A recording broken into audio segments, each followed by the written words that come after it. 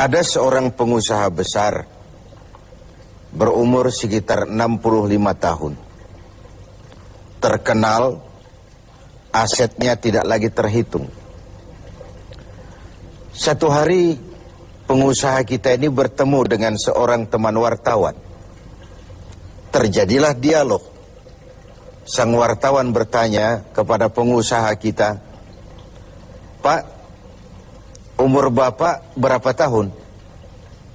"Umur saya? Iya, paling sekitar 7 tahun. "Loh, 7 tahun? 7 tahun. "Anak Bapak berapa orang?" "Satu." "Satu saja?" "Satu saja." "Harta Bapak berapa banyak?" "Ya, paling sekitar 10 sampai 15 juta rupiah saja." Teman wartawan berkata, "Pak, kenapa Bapak berdusta? Bapak orang terkenal, pengusaha besar, punya biografi. Kami tahu umur Bapak 65 tahun. Kenapa Bapak bilang 7 tahun? Anak Bapak pun banyak. Kenapa cuma bilang 1? Harta Bapak, aset sudah tidak ternilai. Kenapa Bapak bilang cuma 10 sampai 15 juta rupiah saja?" Senyum agak getir, sang pengusaha menjawab, "Kau benar, Nak.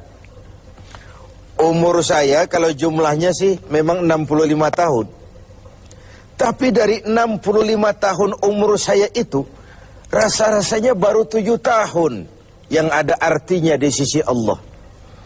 Baru 7 tahun sujud saya benar. Baru 7 tahun saya laksanakan perintahnya, saya tinggalkan larangannya. Sisa umur yang lain habis kelabu warnanya, penuh dosa dan keingkaran. Saya katakan umur saya coba 7 tahun. Anak, kau juga tahu anak saya banyak. Tapi dari sekian banyak anak ini, rasanya cuma 1 yang akan jadi buah hati, belahan jantung, pelanjut cerita, penerus sejarah, anak soleh yang akan mendoakan orang tuanya. Yang lain susah diurus anak saya itu." "Oh gitu toh." "Iya." "Mengenai harta, Pak, kau juga benar. Harta saya, aset saya sudah sulit dihitung lah. Pabrik di mana-mana, di tiap bank hampir ada deposito saya. Tapi dari sekian banyak harta itu yang saya ingat, baru sekitar 10 sampai 15 juta yang saya belanjakan di jalan Allah. Saya sumbangkan masjid, saya bantu pesantren, saya bantu yatim piatu. Dan itu yang akan jadi milik saya yang sebenarnya. Yang akan saya bawa menghadap Allah. Saya bawa ke alam kubur. Yang lain akan jadi rebutan ahli waris sesudahnya." Jangan-jangan orang tua tadi adalah kita-kita ini. Jangan-jangan kita-kita ini adalah orang tua tadi. Tapi yang pasti, jangan sampailah kita seperti orang tua tadi itu. Dari sekian banyak umur yang diberikan, berapa yang punya nilai di sisi Allah? Dari sekian banyak anak titipan Allah kepada kita, berapa yang akan jadi anak soleh, buah hati, belahan jantung, pelanjut cerita, penerus sejarah? Dan dari sekian banyak harta kita, berapa yang sudah kita belanjakan di jalan Allah, yang artinya akan jadi milik kita yang sebenarnya? Banyak ketidakadilan yang terlepas dari pengadilan dunia. Sering orang-orang yang berbuat kebaikan tidak mendapat perlakuan yang pantas di dunia ini. Sering kehidupan jadi rancu. Yang benar dikhianati, pengkhianat dibenarkan. Yang tuntunan dijadikan tontonan, yang tontonan malah dijadikan tuntunan. Untunglah ada akhirat. Bukan sekedar melepas diri dari ketidakberadayaan kita menghadapi sistem. Tapi cermin bahwa tidak satu ketidakadilan yang bagaimanapun kecilnya yang terlepas dari pengadilan dunia akan terlepas juga di pengadilan akhirat nanti. Inilah keadilan. Karena itu pada jumpa kali ini saya ingin menyampaikan sebuah hadis tentang apa yang harus kita pertanggungjawabkan di hadapan Qadhi Rabbul Jalil nanti. Sebuah hadis menyatakan, "Lan tazula qadama 'abdin yaumal qiyamah hatta yus'ala an arba'i khisalin. Besok di hari kiamat tidak akan bergeser telapak kaki seorang hamba sebelum ia dimintakan tanggung jawab terlebih dahulu tentang 4 persoalan. Apa yang 4 itu? Pertama, an umrihi fima afnahu. Umur yang diberikan kepadanya akan dimintakan tanggung jawab kelak. Di mana umur itu dihabiskan? Diberikan umur 30 tahun kah, 40 tahun, 50 sampai 70, 100 bahkan. Sejak kita akil balik sampai ajal datang merenggut nyawa, di mana umur itu dihabiskan? Kita sering main-main, padahal waktu berjalan terus. Kita sering lalai dan lupa, padahal malaikat maut tidak pernah lalai dan lupa. Seorang Nabi Yakub alaihissalam, seketika akan ajal, beliau menanyakan, kalau saya ajal kenapa tidak diberitahu lebih dahulu? Kata malaikat maut, sudah diberitahu. Loh, bagaimana caranya diberitahu? Perubahan yang terjadi pada fisik kita adalah pemberitahuan. Uban yang bertabur, mata yang mulai lamur, pendengaran yang mulai kabur, itu semua pemberitahuan agar kita mawas diri. Umur akan dimintakan pertanggungan jawab, di mana umur itu dihabiskan. William Shakespeare memang pernah bilang, waktu hidup itu singkat. Tahu-tahu baru saja zuhur, tahu-tahu sudah asar. Baru saja asar, tahu-tahu sudah maghrib. Yang kemarin anak-anak, tahu-tahu sudah punya anak. Tahu-tahu, dan tahu-tahu. The time of life is short, kata Shakespeare. Waktu hidup itu singkat betul. Namun waktu yang singkat akan terasa ada manfaatnya kalau kita bisa memanfaatkannya dengan yang sebaik-baiknya. Apalah umur panjang kalau cuma untuk menimbun dosa dan kesalahan.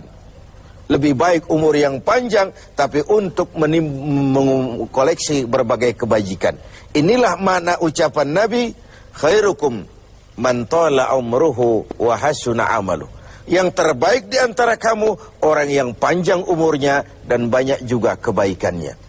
Umur ini yang sering kita berleha-leha menghabiskannya untuk sesuatu yang tidak punya nilai, kelak akan dimintakan tanggung jawab di hadapan Allah Azza wa Jalla. Lalu yang kedua, wa an syababihi fima ablahu.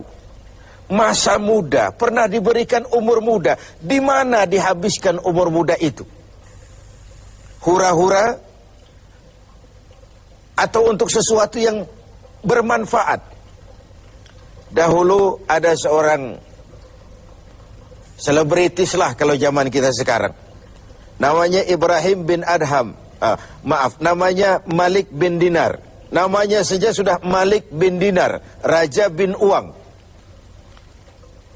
Hidupnya jet set. Satu malam dia mengadakan pesta di rumah mewahnya. Datang seorang pengemis, bertanya kepada penjaga pintu, siapa yang punya rumah ini?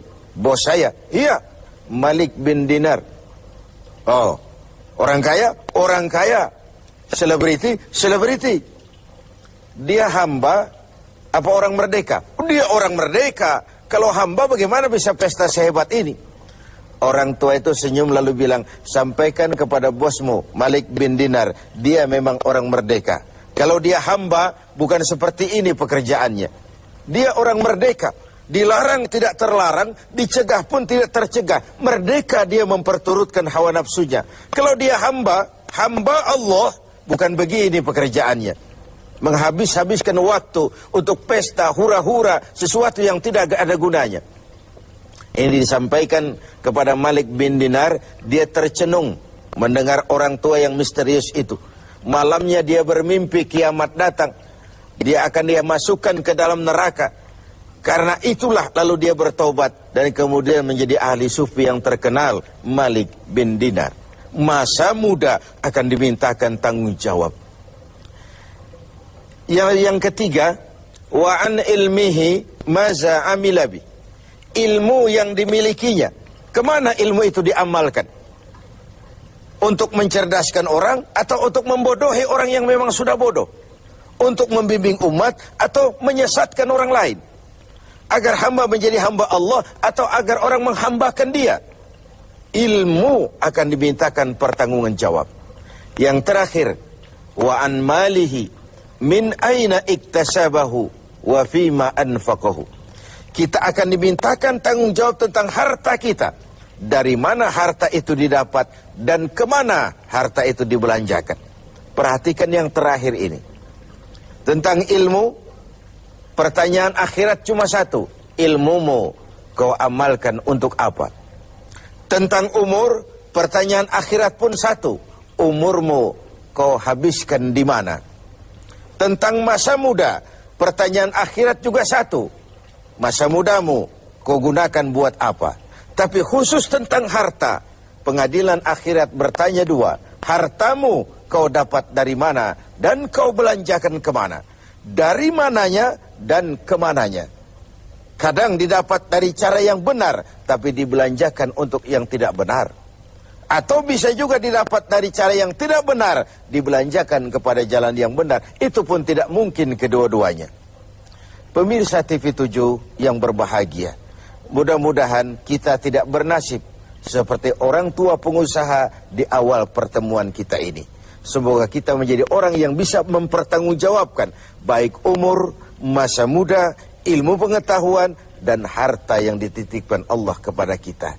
Tidak satupun yang akan luput dari pengadilan akhirat.